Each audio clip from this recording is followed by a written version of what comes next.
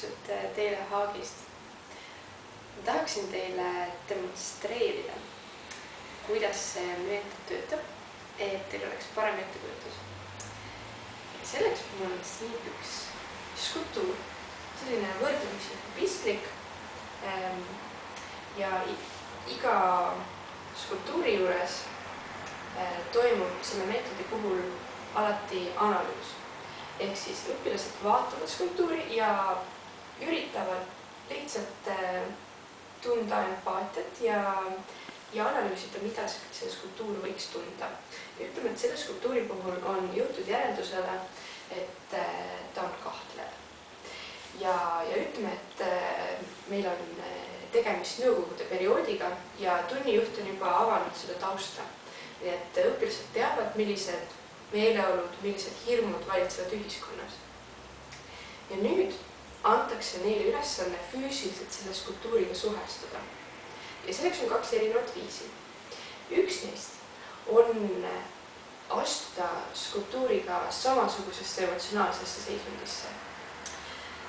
Näiteks, ja seda võib nimetada siis lisamiseks. Näiteks seda võib teha nii üksinda, üksnimele korraga, kui terve grupp korraga. Ja näiteks, kui ma lisaksin sellele skulptuurile midagi, siis ma võiksin näiteks vaadata temaga samas suunas ja olla sama kahtlustav kui tema. Niimoodi ma nagu võimendaksin tema tähendust. Teine võimalus on anda tema kahtlusele põhjus. Ehk siis ma võiksin kuidagi tema suunas anda talle põhjuse, eks ole. On ka kolmas võimalus. Kolmas võimalus on tema emotsionaalsele seisundile vastandumine või tema seisundi absurdseks muutmine.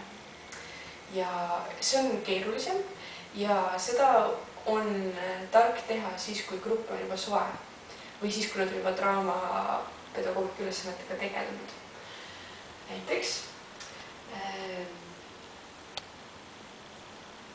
Näiteks niimoodi.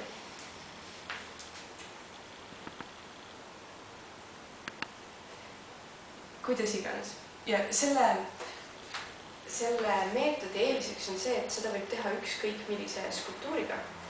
Ja see tähendab seda, et kui ekspositsioonis muutuvad eksponaadid, siis mänguruumi on alati.